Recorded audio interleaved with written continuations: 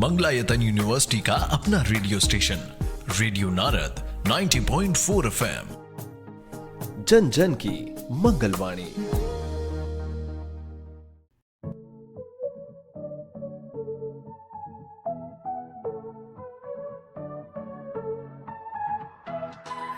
स्वागत है दोस्तों रेडियो नारद 90.4 FM से। मैं हूं आपके साथ आरजे याशी और प्रोग्राम शुरू हो गया है मेरी प्रतिभा। जी हाँ, एक ऐसा एपिसोड जहां आपको आपकी स्किल्स को, आपकी प्रतिभाओं को दर्शाने का एक प्लेटफॉर्म दिया जाता है। तो आज के प्रोग्राम को शुरू करते हुए मैं स्वागत करना चाहूंगी एक ऐसे होनहार कलाकार का जो आज अपनी वाणी में हमें एक बहुत ही सुंदर सी कहानी सुनाने जा रही है। वो कहानी छोटे बच्चे से लेकर बड़े बुजुर्गों तक आप सभी को बहुत पसंद आने वाली है। आइए उन्हीं से जानते हैं। प्रेरणा जी, आपका बहुत बहुत स्वागत है रेडियो नारद 90.4 FM में। थैंक यू मैम एंड नमस्कार दोस्तों, मैं प्रेरणा अग्रवाल, बीबीए डिपार्टमेंट मंगलायतन विश्वविद्यालय से। प्रेरणा जी, आज आप मेरे श्रोताओं को किस तरह की कहानी सुनाने जा रही हैं जिसके लिए सब लोग इतने एक्साइटेड हैं? आज मैं एक ऐसी कहानी सुनाने जा रही हूँ। ये कहानी नहीं है क्योंकि ये हमारा कल्चर है, हमारा इतिहास है, जिसके बारे में भारत का हर एक बच्चा कहीं ना कहीं रूबरू है। जी हाँ दोस्तों, मैं सुनाने जा रही हूँ भगवान राम की कहानी के बारे में, भगवान राम के इतिहास के बारे में, उनकी जीवन गाथा के बारे में। तो आइए जानते हैं मेरे साथ। बिल्कुल प्रेरणा, तो चलिए हम भी चलते हैं उस त्रेता युग में और जानते हैं भगवान राम को, उनकी कहानी को सभी श्रोताओं के साथ। तो दोस्तों, संक्षेप में हम जानते हैं क्या हुआ था रामायण में। आपने रामानंद सागर की कहानी रामायण तो देखी ही होगी। आइए उसको आज संक्षेप में जानते हैं प्रेरणा की जुबानी। भगवान विष्णु के अवतार श्री राम का नाम कौन नहीं जानता। रामायण महाकाव्य के रचयिता महर्षि वाल्मीकि ने अपने ग्रंथ में लिखा है कि भगवान श्री राम के वैदिक सनातन धर्म को आत्मा कहे जाने वाले सभी गुण विद्यमान है। भगवान राम को पुरुषों में सबसे उत्तम पुरुष अर्थात मर्यादा पुरुषोत्तम भी कहा जाता है। जी। त्रेता युग में जन्मे भगवान श्री राम अयोध्या के महाराज दशरथ के सबसे बड़े पुत्र थे। लक्ष्मण, भरत, शत्रुघ्न राम के भाई थे। भगवान राम की माँ कौशल्या थी और शेष सुमित्रा और कैकेयी के पुत्र थे। भगवान राम का विवाह मिथिला नरेश राजा जनक की पुत्री सीता के साथ हुआ था। लक्ष्मण की पत्नी उर्मिला, शत्रुघ्न की पत्नी श्रुतकीर्ति और भरत की पत्नी मांडवी थी। विवाह के पश्चात भगवान राम को राजा दशरथ ने रानी कैकेयी के कहने पर 14 वर्ष के लिए वनवास पर भेज दिया था, क्योंकि एक वचन के अनुसार कैकेयी राजा दशरथ से कुछ भी मांग सकती थी। तो रानी कैकेयी ने दासी मंदोदरी के उकसाने पर भरत को अयोध्या का राजा बनाने और राम को वनवास देने की इच्छा जताई और पिता की आज्ञा का पालन करके भगवान राम सीता और लक्ष्मण के साथ वन की ओर चले गए। ब्रह्मा, विष्णु तथा महेश में से भगवान विष्णु ने संसार की भलाई के लिए कई अवतार लिए हैं। भगवान विष्णु द्वारा कुल 10 अवतार लिए गए, जिसमें से भगवान राम 7वें अवतार माने जाते हैं और यह अवतार भगवान विष्णु के सभी अवतारों में से सबसे ज्यादा पूजनीय माने जाते हैं। भगवान श्री राम के बारे में महर्षि वाल्मीकि द्वारा अनेक कथाएं लिखी गई हैं। वाल्मीकि के अलावा प्रसिद्ध महाकवि तुलसीदास जी ने भी श्री राम के महत्व को रामचरितमानस में लोगों को समझाया है। भगवान राम ने कई ऐसे महान कार्य किए हैं जिसने हिंदू धर्म को एक गौरवमयी इतिहास प्रदान किया है। भगवान विष्णु ने राम बनकर असुरों का संहार करने के लिए पृथ्वी पर जन्म लिया। भगवान श्री राम ने मातृ पितृ भक्ति के चलते अपने पिता राजा दशरथ के एक आदेश पर 14 वर्ष तक वनवास काटा। नैतिकता, वीरता, कर्तव्य परायणता के जो उदाहरण भगवान राम ने प्रस्तुत किए, वे बाद में भगवान द्वारा मानव जीवन के लिए मार्गदर्शक बन गए। भगवान राम अपनी प्रजा को हर तरह से सुखी रखना चाहते थे। उनकी धारणा यह थी कि जिस राजा के शासन में प्रजा दुखी रहती है, वह राजा नरक भोगी होता है। महाकवि तुलसीदास जी ने रामचरितमानस में राम राज्य की विशद चर्चा की है। माना जाता है कि अयोध्या में 11,000 वर्षों तक भगवान राम का दिव्य शासन रहा। वनवास के दौरान भगवान श्री राम ने देश के सभी आदिवासियों और दलितों को संगठित करने का कार्य किया और उनको जीवन जीने की शिक्षा दी। उन्होंने देश के सभी संतों और उनके आश्रमों को राक्षसों, दैत्यों के आतंक से बचाया था। अपने 14 वर्ष के वनवास के दौरान भगवान राम ने भारत की सभी जातियों और संप्रदायों को एक सूत्र में बांधने का कार्य किया। चित्रकूट में रहकर भी उन्होंने धर्म और कर्म की शिक्षा दीक्षा ली। भगवान राम ने भारत भर में भ्रमण कर भारतीय आदिवासी, जनजाति, पहाड़ी और समुद्री लोगों के बीच सत्य, प्रेम, मर्यादा और सेवा का संदेश फैलाया। और यही कारण था कि राम का जब रावण से युद्ध हुआ तो सभी तरह की अनार्य जातियों ने राम का साथ दिया। भगवान श्री राम कहते हैं कि पृथ्वी लोक एक ऐसा लोक है जहाँ जो भी आता है उसे एक दिन वापस लौटना ही होता है। ठीक इसी तरह श्री राम भी अपना मानवीय रूप त्याग कर अपने वास्तविक स्वरूप विष्णु का रूप धारण कर वैकुंठ धाम की ओर चले गए। लेकिन अगर हम बात रामायण की करें तो माँ सीता की दृष्टि से मैं आपसे जानना चाहूंगी। मैंने सुना है कि माँ सीता ने जब वनवास किया था, इसकी भनक उन्हें उनकी शादी से पहले ही थी। और क्या इसके पीछे कोई कहानी है या ये सिर्फ एक कहानी है? इसके बारे में बताएं। जी मैम, इसके पीछे दरअसल एक कहानी है जो सत्य घटना पर आधारित है।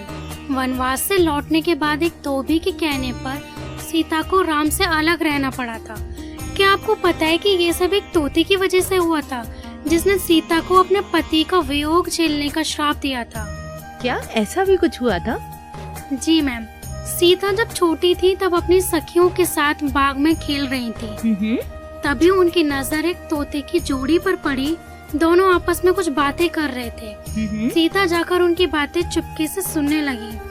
तोते की जोड़ी कह रही थी कि भविष्य में राम नाम का एक प्रतापी राजा होगा जिसका विवाह सुंदर राजकुमारी सीता से होगा।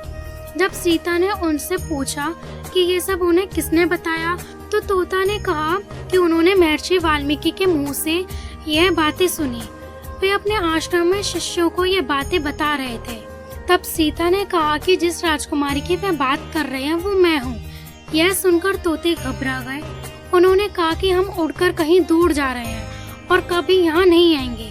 सीता ने उन्हें रोक दिया और कहा कि वह उन्हें अपने साथ रखेंगी। इसी पर तोते ने कहा कि वह आजाद पंछी हैं और किसी पिंजरे में बंद होकर नहीं रह पाएंगे। सीता ने कहा कि वह और भी बातें सुनना चाहती हैं, इसीलिए उन्हें नहीं जाने देंगी। तोते की जोड़ी ने खूब विनती की, मगर बाद में सीता ने तोते से कहा कि ठीक है, वह उसे छोड़ रही है, मगर मादा तोते को वह अपने पास ही रखेंगी। नर तोते ने कहा कि उसकी पत्नी गर्भवती है, ऐसा ना करें, दोनों को साथ रहने दें। सीता ने उनकी एक न सुनी। उन्होंने नर तोते को तो छोड़ दिया, मगर मादा तोते को अपने साथ महल में बंदी बना लिया। नर तोते अपने साथी का वियोग सह नहीं सका। उसने सीता को श्राप दिया कि जैसे आज वह अपने जीवन साथी का वियोग सह रहा है, उसी प्रकार सीता भी एक दिन अपने पति का वियोग सहेंगी। कुछ समय बाद तोते ने अपने प्राण त्याग दिए। सीता को जब यह पता चला तो उन्हें बहुत दुख हुआ, मगर अब बहुत देर हो चुकी थी।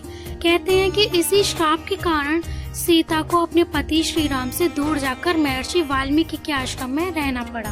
दरअसल श्री राम रावण का वध करके 14 वर्ष का वनवास खत्म कर सीता और लक्ष्मण के साथ अयोध्या लौटे।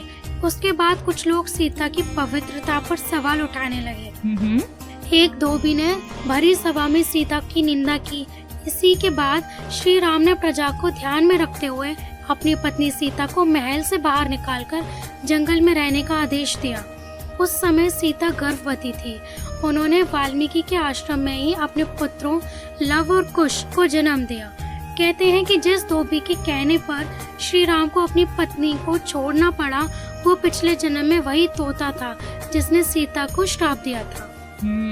लेकिन वनवास की आपने अगर बात करी तो मैं आपसे ये भी जानना चाहूंगी कि जब माँ सीता का वनवास हुआ था और उसी बीच रावण ने उनका हरण कर लिया था, तो उनको अशोक वाटिका में रखा गया था। उस समय माँ सीता एक घास के तिनके को देखते हुए रावण के सवालों का जवाब दिया करती थी। लेकिन मैंने सुना है कि इसके पीछे भी एक कहानी है जो कि महाराज दशरथ से जुड़ी हुई है। जी मैम, तो दशहरे का पर्व देश भर में धूमधाम से मनाया जाता है। इस अवसर पर बुराइयों पर अच्छाई की जीत के प्रतीक के तौर पर देश भर में जगह जगह रावण का दहन किया जाता है। रामायण के अनुसार भगवान राम ने सीता माँ का हरण करने वाले रावण को उनके पापों की सजा देते हुए उनका वध किया था। रामायण में ऐसी ही कई रोचक प्रसंग सुनाए गए हैं। इनमें से एक है सीता माता से जुड़ा रोचक किस्सा, जिसमें माता सीता रावण को देखते ही अपने हाथ में घास का तिनका उठा लेती थी। रावण जब सीता जी का हरण करके लंका ले गया, तब सीता अशोक वाटिका में वट वृक्ष के नीचे बैठकर केवल प्रभु श्री राम का स्मरण और चिंतन करती रहती थी। रावण बार बार आकर सीता जी को धमकाता था, लेकिन वह कुछ नहीं बोलती थी। यहाँ तक कि रावण ने श्री राम के वेश में आकर माता सीता को भ्रमित करने की कोशिश की, लेकिन फिर भी सफल नहीं हुआ। रावण थक हार कर जब अपने शयन कक्ष में पहुंचा, तो मंदोदरी जो रावण की पत्नी थी, यह सब पहले से जानती थी। बोली, आपने तो राम का वेश भी धरा था, फिर क्या हुआ? रावण बोला, जब मैं राम का रूप लेकर सीता के समक्ष गया तो सीता मुझे नजर ही नहीं आ रही थी। रावण अपनी समस्त ताकत लगा चुका था, लेकिन जगत जननी माँ को आज तक कोई नहीं समझ सका, फिर रावण भी कैसे समझ पाता? एग्जैक्टली। लेकिन लंकापति रावण भी कहाँ हार मानने वाला था। उसने फिर से माता सीता के करीब आने का प्रयास किया। वह सीता माँ से आकर बोला, मैं तुमसे सीधे सीधे संवाद करता हूँ, लेकिन तुम कैसी नारी हो कि मेरे आते ही घास का तिनका उठाकर उसे घूर घूर कर देखने लगते हो? क्या घास का तिनका तुम्हें राम से भी ज्यादा प्यारा है? रावण के इस प्रश्न को सुनकर माता सीता बिल्कुल चुप हो गई और उनकी आंखों से आंसुओं की धार बह पड़ी। शायद वह मन ही मन में उन खूबसूरत पलों के बारे में सोच रही होंगी जब श्री राम से विवाह करके अयोध्या आई थी और नई नवेली दुल्हन के रूप में आदर सत्कार हुआ था। माता सीता का बड़े आदर के साथ गृह प्रवेश हुआ और उत्सव मनाया गया। उस वक्त एक परंपरा निभाई गई और उस परंपरा में उस घास का तिनका का रहस्य छिपा हुआ है। नव वधू जब ससुराल आती है तो उसके हाथ से कुछ मीठा पकवान बनवाया जाता है, ताकि जीवन भर परिवार के सदस्यों के बीच मिठास बनी रहे। इसीलिए सीता जी ने उस दिन अपने हाथों से घर पर खीर बनाई और समस्त परिवार राजा दशरथ सहित चारों भ्राता और ऋषि संतों को परोसी। सीता जी ने जैसे ही खीर परोसना शुरू किया, जोर से एक हवा का झोंका आया। सभी ने अपनी अपनी पत्तल संभाली। सीता जी कुछ समझ पाती कि राजा दशरथ जी की खीर पर एक छोटा सा घास का तिनका आकर गिर गया। सीता जी ने उस तिनके को देख लिया, लेकिन अब खीर में हाथ कैसे डाले यह प्रश्न था। तब सीता जी ने दूर से ही उस तिनके को घूरकर जो देखा, तो वो तिनका जलकर राख का एक छोटा सा बिंदु बनकर रह गया। सीता जी ने मन ही मन में सोचा कि अच्छा हुआ किसी ने नहीं देखा, लेकिन राजा दशरथ यह सब देख रहे थे। फिर भी दशरथ जी चुप रहे और अपने कक्ष में चले गए और वहाँ सीता जी को बुलवाया। फिर राजा दशरथ बोले, मैंने आज भोजन के समय आपके चमत्कार को देख लिया था। आप साक्षात जगत जननी का दूसरा रूप है। लेकिन एक बात आप मेरी जरूर याद रखना, आपने जिस नजर से उस तिनके को देखा था, उस नजर से आप अपने शत्रु को भी मत देखना। अगर उन्होंने ऐसा किया तो उन्हें उनके कर्मों का फल लेकर दोबारा जन्म लेना पड़ेगा और अपने कर्मों का फल उस जन्म में भोगना पड़ेगा।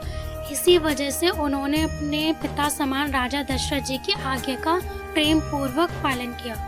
इसीलिए सीता जी के सामने जब भी रावण आता था तो वो उस घास के तिनके को उठाकर राजा दशरथ की बात याद कर लेती थी। सीता जी चाहती तो रावण को अपनी एक नजर से ही भस्म कर सकती थी, लेकिन राजा दशरथ जी के वचन की वजह से वह शांत रही। बहुत ही सुंदर प्रेरणा, और मुझे लगता है कि हमारे श्रोता भी इस कहानी से बहुत ही प्रभावित हुए होंगे। वाकई में हमारे बड़े बुजुर्ग जब हमसे कुछ कहते हैं तो एक अनुभव के साथ कहते हैं, जिसमें वो कहीं ना कहीं हमारा ही भला चाहते हैं। कभी कभी हमें बिना किसी सवाल के साथ उनकी आज्ञा का पालन भी करना चाहिए, और ऐसा ही मैं मेरे श्रोताओं से उम्मीद करती हूँ। इसी के साथ आज ये रामायण बहुत ही सुंदर रही प्रेरणा की वाणी में, और मुझे लगता है कि मेरे श्रोता भी इसे सुनकर एक बार फिर से रामायण को पुनः याद कर चुके होंगे। तो धन्यवाद करना चाहूंगी मैं मंगलायतन विश्वविद्यालय के BBA कोर्स कर रही प्रेरणा अग्रवाल का, जिन्होंने न सिर्फ रेडियो नारद का साथ दिया बल्कि एक संक्षेप में रामायण सुनाकर मेरे श्रोताओं को और भी ज्यादा प्रभावित किया है। प्रेरणा, आपका बहुत बहुत धन्यवाद। Thank you ma'am. इसी के साथ दोस्तों, अब मेरा वक्त हो गया है आप सभी से विदा लेने का। फिर मिलते हैं एक नई कहानी के साथ, नई शख्सियत के साथ, नई आवाज में, और बने रहें रेडियो नारद 90.4 FM, जन जन की मंगलवाणी। Stay tuned.